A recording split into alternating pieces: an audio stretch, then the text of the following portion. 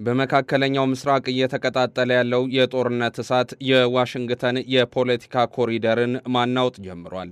ትናንት ከፕሬዚዳንት ዶናልድ ትራምፕ ጎን ቆመው አሜሪካንን እናስቀድም ሲሉ የነበሩ ታማኝ የፖለቲካ አጋሮች ዛሬ የዋይት ሃውስን በር በከፍተኛ ተቃውሞ እየዘጉት ይገኛሉ።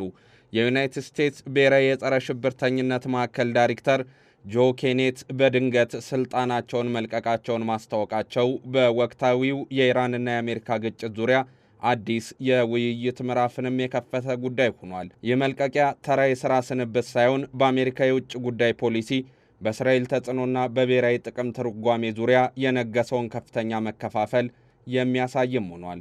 ጆን ኬኔት በበጎ ሕሊና መደገፍ አልችልም ያሉት ይህ ጦርነትን ለምንድን ነው? የአሜሪካ ወታደሮችስ ለማጥቅም እየተዋደቁ ነው? የሚሉና መሰል ጉዳዮችም በዋሽንግተን የፖለቲካ አደባባዮች ዛሬም የሚወሩ ሆነዋል።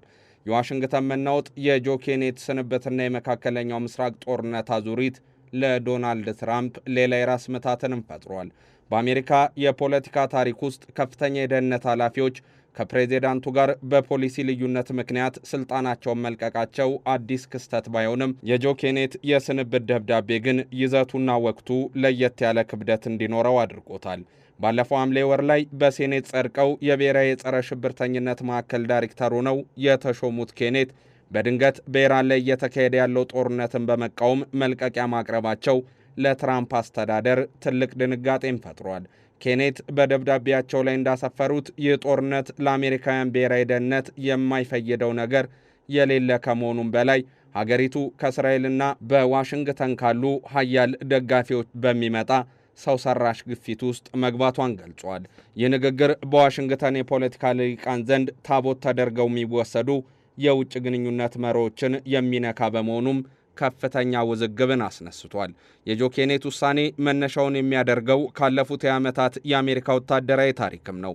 ፕሬዚዳንት ዶናልድ ትራምፕ እንደ አውሮፓውያን የዘመን ቀመር በ2016 እና በ2020 በተደረጉ ምርጫዎች ወቅት ማለቂያ የሌላቸው ጦርነቶች እንደሚያቆሙ ቃል ገብተውም ነበር።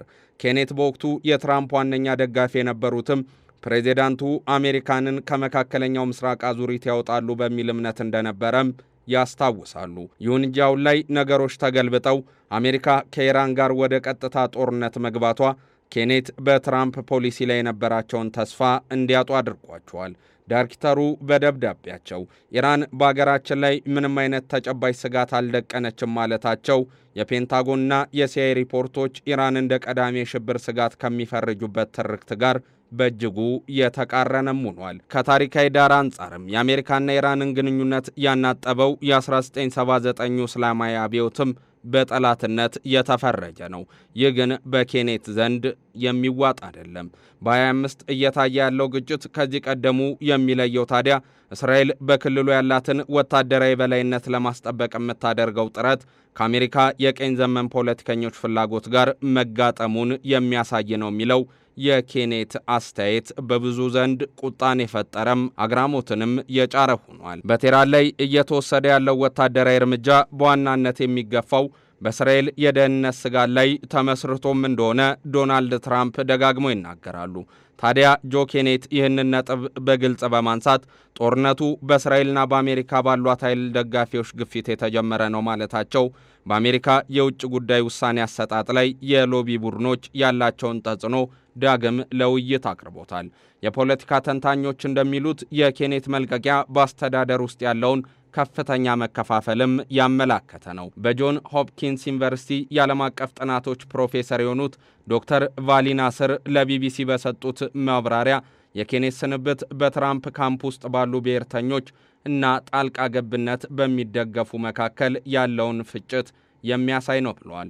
ኬኔት ራሳቸው በቀድሞ የጦር ሜዳ ውሏቸው 11 ጊዜ የተሳተፉና ባለቤታቸውን በሶሪያ ጦርነት ያጡ በመሆናቸው ንግግራቸው በወታደራዊ ማህበረሰቡ ዘንድ ትልቅ ተሰሚነት አለው።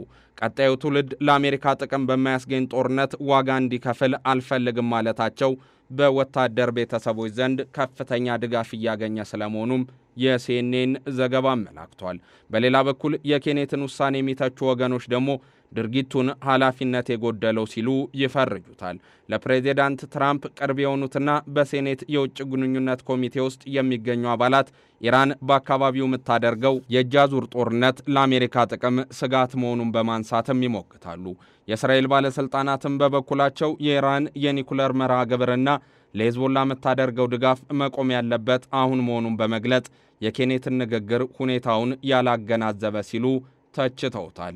ይሁን እንጂ ኬኔት ጦርነቱ በእስራኤል የተፈበረከ ነው በሚል የሰጡት አስተያየት አሜሪካ ለሌላ ሀገር ጥቅም ስትል የዜጎቿን ሕይወት እየገበረች ነው የሚለውን ጥርጣሬም በብዙዎች ዘንድ አጠናክሮታል። የኢኮኖሚ ባለሙያዎችም የዚህን ጦርነት አንድምታ ከገንዘብ ወጪ አንጻር ይመለከቱታል። ኬኔትም ይህንን አንስተዋል። በብራውን ዩኒቨርሲቲ የኮስት ኦፍ ዋር ፕሮጀክት ጥናት እንደሚያሳየው አሜሪካ ከመስከረም 11 ጥቃት በኋላ በመካከለኛው ምስራቅ ላደረገቻቸው ጦርነቶች ከ8 ትሪሊዮን ዶላር በላይ አውጥታለች። ጆ ኬኔት በደብዳቤያቸው ላይ የአገሪቱን ሀብት ያሟጠጡ ጦርነቶች ሲሉ የጠቀሱት ይህንን ሐቅ እንደሆነም ተነስቷል።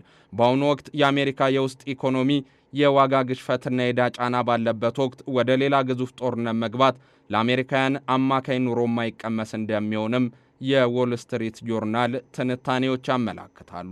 የጆ ኬኔት ስልጣን መልቀቅ በሌሎች ከፍተኛ የደህንነት ኃላፊዎች ዘንድ የሚኖረው ስጋትም ሌላኛው አንድምታ ነው። ትራምፕ በኬኔት ምትክ ማንም ቢሾሙ አዲሱ ተሿሚ በሴኔት ፊት ቀርቦ በሚጠየቅበት ወቅት የኬኔት ጥያቄዎችን ዳግም አለማንሳቱንም ማረጋገጥ አይቻልም። በ26 በሚካሄደው የአጋማሽ ዘመን ምርጫም ሪፐብሊካኖች በዚህ ጦርነት አቋማቸው ምክንያት ድምፅ ሊያጡ ይችላሉ የሚል ግምት በብዙዎች ዘንድ አለ። በሕዝብ አስተያየት መስጫ መሠረት አብዛኛው አሜሪካዊ ከአፍጋኒስታንና ኢራቅ ጦርነት በኋላ ወደ ሌላ መጠነ ሰፊ ወታደራዊ ግጭት መግባትን አይደግፍም ወይም አይፈልግም። ታዲያ የጆ ኬኔት የስንብት እርምጃ በአሜሪካ የፖለቲካ ምህዳር ውስጥ ትልቅ ጠባሳን ጥሎም ያልፍ ሆኗል። ጉዳዩ ከግለሰብ ስልጣን መልቀቅ ባለፈም አሜሪካ በ21ኛው ክፍለ ዘመን ያላትን ዓለም አቀፍ ሚና ዳግም እንድትፈትሽ የሚያስገድድ ሆኗል። ጦርነቱ በኢራንና በእስራኤል መካከል ብቻም ሳይሆን በዋሽንግተን ውስጥ ባሉ የጦርነት ናፋቂዎችና አሜሪካንን እናስቀድም በሚሉ ወገኖች መካከል የሚደረግ ፍልሚያም ሆኗል። የወደፊት አቅጣጫም ይህንን የሚያመላክት ሆኗል። የአሜሪካ መንግስት የህዝቡን የጸረ ጦርነት ስሜትና የእስራኤል የደህንነት ፍላጎት እንዴት አጣጥሞ እንደሚቀጥል ትልቅ ፈተናም እንደሚጠብቀው እየተነሳ ነው። ጆ ኬኔት ግን ለብዙዎች የህሊና ድምፅ ሆነው ሲታዩ፣ ለሌሎች ደግሞ በችግር ጊዜ ጀርባ የሰጡ ተደርገው የተወሰዱ ነው። ሆኖም አንድ እውነት ግልጽ ነው። በመካከለኛው ምስራቅ የሚፈሰው ደምና የሚወድመው ሀብት ዋሽንግተን ውስጥ የሚደረጉ ውሳኔዎች ውጤት መሆኑ የሚያጠራጥር አይደለም። ይህንን ዓለም አቀፍ ትንታኔ ስናዘጋጅ ቢቢሲን፣ ሲኤንኤንን፣ ሬውተርስንና ሚድል ኢስት ሞኒተርን በዋቢነት ተጠቅመናል።